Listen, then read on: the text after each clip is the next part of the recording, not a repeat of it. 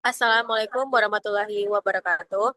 Pada mata kuliah Ekonomi Sumber Daya Manusia, kami ingin mempresentasikan hasil diskusi kami mengenai materi hubungan tingkat pendidikan dengan pertumbuhan ekonomi daerah. Sebelum itu, izinkan kami memperkenalkan anggota kelompok, yaitu saya sendiri, Winnie Febian Putri sebagai moderator dan pemateri ketiga, lalu Naila pemateri pertama, dan Robiah pemateri kedua. Langsung saja kita masuk pada materi pertama, yang akan dibawakan oleh Naila. Kepada Naila, disilakan.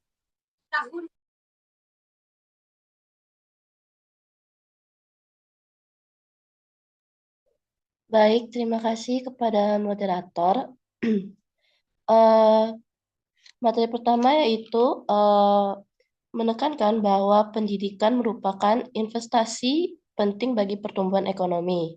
Masih terdapat kesenjangan pendidikan antar daerah di Indonesia, dan hal ini berdampak langsung pada perbedaan tingkat kesejahteraan ekonomi tiap daerah.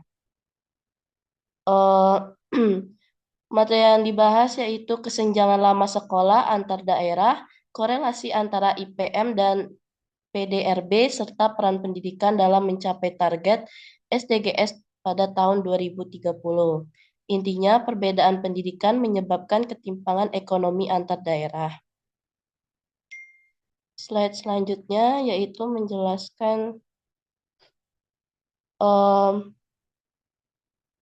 tentang kondisi pendidikan di Indonesia berdasarkan data di slide, yaitu materi ini meliputi IPM nasional, rata-rata lama sekolah, tingkat melek huruf, dan angka partisipasi perguruan tinggi.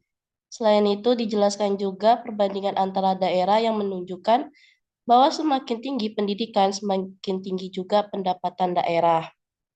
Dan data ini menunjukkan pola yang jelas, semakin tinggi rata-rata lama sekolah di suatu provinsi, semakin besar PDRB per kapitanya.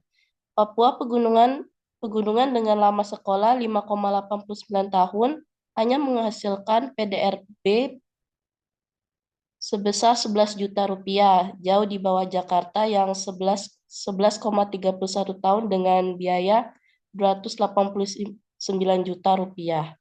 Sekian materi saya kembalikan ke moderator.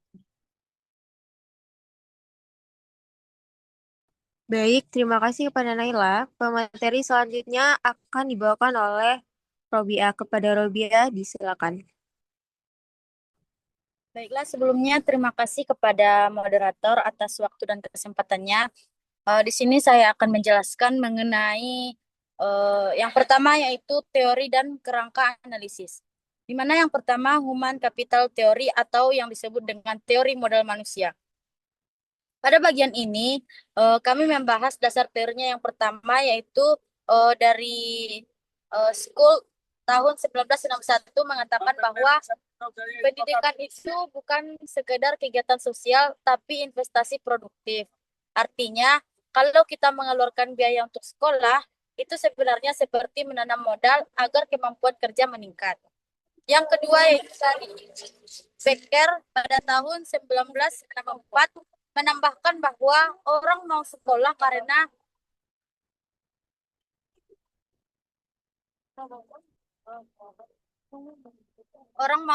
karena berharap penghasilan yang lebih tinggi di masa depan. Jadi logikanya sederhana, semakin tinggi pendidikan, semakin besar peluang gaji. Yang ketiga yaitu dari Lukas pada tahun 1988 menjelaskan secara lebih luas bahwa akumulasi modal manusia atau pendidikan dan skill adalah mesin utama pertumbuhan ekonomi jangka panjang. Selanjutnya yaitu kerangka analisis atau alur berpikir. Yang dimana yaitu yang pertama input.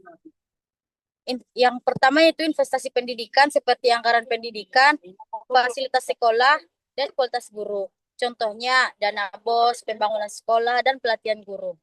Yang kedua yaitu proses, di mana terjadi peningkatan kualitas SDM, kompetensi naik, produktivitas meningkat. Contohnya siswa jadi lebih terampil, lulusan punya skill kerja seperti digital skill dan akuntansi. Selanjutnya yaitu output. Yang pertama itu pertumbuhan ekonomi.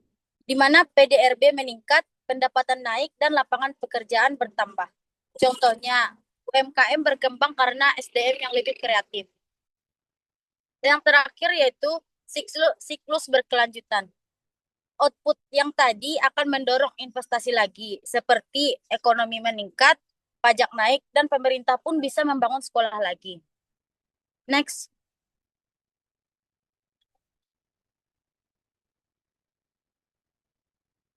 Next, Nay. Selanjutnya yaitu mekanisme hubungan pendidikan dan ekonomi. Pada bagian ini, kami membahas bagaimana pendidikan mempengaruhi ekonomi melalui berbagai jalur. Yang pertama yaitu produktivitas kerja, yang dimana setiap tambahan pendidikan meningkatkan produktivitas dan upah. Contohnya, orang yang punya skill komputer akan kerja lebih cepat dan lebih dihargai. Yang kedua yaitu inovasi dan teknologi. Pendidikan yang tinggi mendorong riset dan penggunaan teknologi. Contohnya, startup digital muncul dari lulusan kampus, penggunaan AI, aplikasi, dan mesin modern. Yang ketiga yaitu tata kelola daerah, yang dimana SDM terdidik, pemerintahan lebih efektif. Contohnya, pelayanan publik jadi cepat atau online system, dan pengelolaan anggaran jadi lebih transparan. Yang keempat yaitu multiplier efek atau efek berganda, yang dimana pendapatan naik, konsumsi pun jadi naik, dan ekonomi pun ikut tumbuh. Seperti gaji naik, belanja di pasar, dan pedagang untung, dan ekonomi pun berputar. Yang kelima yaitu daya tarik investasi. Investor lebih tertarik ke daerah dengan SDM berkualitas, seperti kawasan industri dibangun di daerah dengan tenaga kerja terampil. Yang keenam yaitu pemerataan ekonomi, yang dimana pendidikan membantu mengurangi ketimpangan, seperti program beasiswa untuk daerah terpencil, dan pendidikan membuka peluang keluar dari kemiskinan. Mungkin cukup sekian yang dapat saya sampaikan, saya kembalikan kepada moderator. Baik, terima kasih kepada Robiah.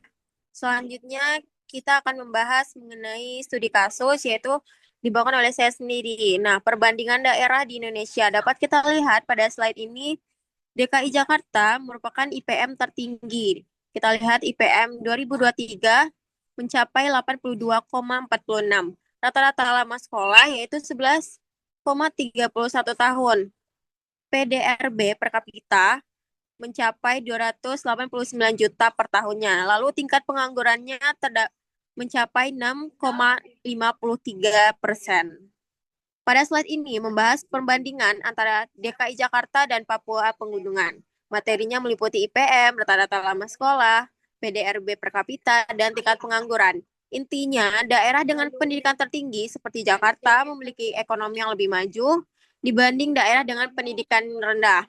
Nah, kita lihat slide yang kanan, Papua Pegunungan merupakan IPM terendah.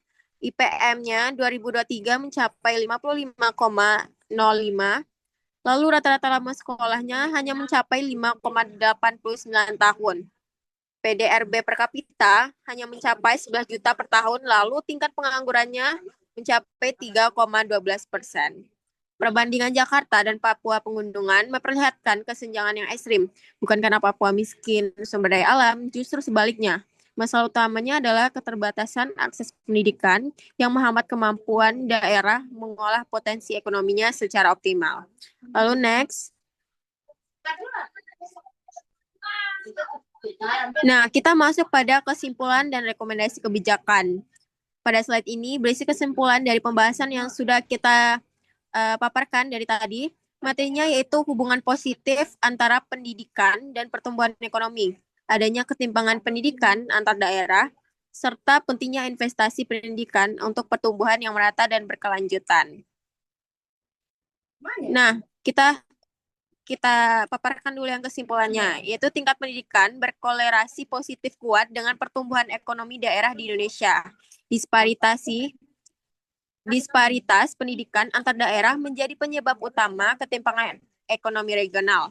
Lalu investasi SDM melalui pendidikan adalah kunci pertumbuhan ekonomi inklusif dan berkelanjutan. Lalu rekomendasi apa yang akan kita kasih, yaitu rekomendasi kebijakan. Ada 4. Yang pertama, perkuatan beasiswa daerah 3T untuk meningkatkan APK perguruan tinggi di wilayah yang tertinggal. Lalu kedua, tingkat tunjangan dan jumlah guru di daerah terpencil agar kualitas pendidikan itu merata. Dan ketiga, integrasikan kurikulum vokasional dengan kebutuhan industri dan potensi unggulan daerah. Lalu yang terakhir, ada alokasi minimal 20% APBD untuk sektor pendidikan sesuai amanat Undang-Undang Sisdiknas. Nah, dari seluruh analisis, satu benang merah jelas terlihat, yaitu pendidikan adalah investasi strategis, bukan sekadar pengeluaran. Pemerintah pusat dan daerah perlu bekerja sama memastikan akses pendidikan berkualitas merata agar potensi ekonomi setiap daerah itu terwujud secara maksimal. Nah, mungkin hanya itu yang dapat kami sampaikan. Kami akhiri dengan wabillahi taufiq wal hidayah. Wassalamualaikum warahmatullahi wabarakatuh.